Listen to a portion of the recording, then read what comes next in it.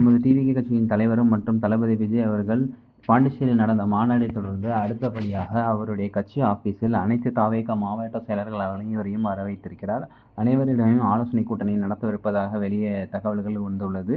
இதனிடையே நாஞ்சில் சம்பத் மற்றும் செங்கோட்டையன் அவர்கள் ஒவ்வொரு ஊரிலிருந்தும் அனைத்து மாவட்ட செயலாளர்கள் மற்றும் தொண்டர்கள் என நிறைய பேர் திரண்டுள்ளனர் டிவிகே தளபதி விஜய் அவர்களின் ஆஃபீஸில். ஸோ இதில் லாஸ்டாக நடந்த மாநாட்டில் டிவிகேக்கு 30% ஓட்டு வாக்குகள் பதிவாகியுள்ளது என பேசப்பட்டு இருக்கிறது. டிவிகே மாநாடும் அவர்கள் எதிர்பார்த்த மாதிரி எந்த ஒரு பிரச்சனைகளும் எந்த ஒரு அசம்பாவிதங்களும் நடக்காமல் அந்த மாநாடு இனிதே நடந்து முடிந்தது. அடுத்தபடியாக எங்கு மாநாடு நடத்தலாம் என்று ஆலோசனை திட்டத்திற்காக அனைவரும் கூடியிருக்கிறார்களா, இல்லை வேறு எதுவும் திட்டம் அவர்கள் செயல்படுவதற்கு முடிவு பண்ணுகிறார்களா, இல்லை அடுத்து எந்த அமைச்சர்கள் வேற கட்சியில் இங்கே வருவதை ரிலேட்டடாக டிஸ்கஸ் பண்ண போகிறார்களா என்பது எதற்காக இந்த ஆலோசனை கூட்டம் என்ற அடுத்தடுத்த நியூஸ்குள்ளேயே நம்ம பொறுத்திருந்து பார்க்கலாம்.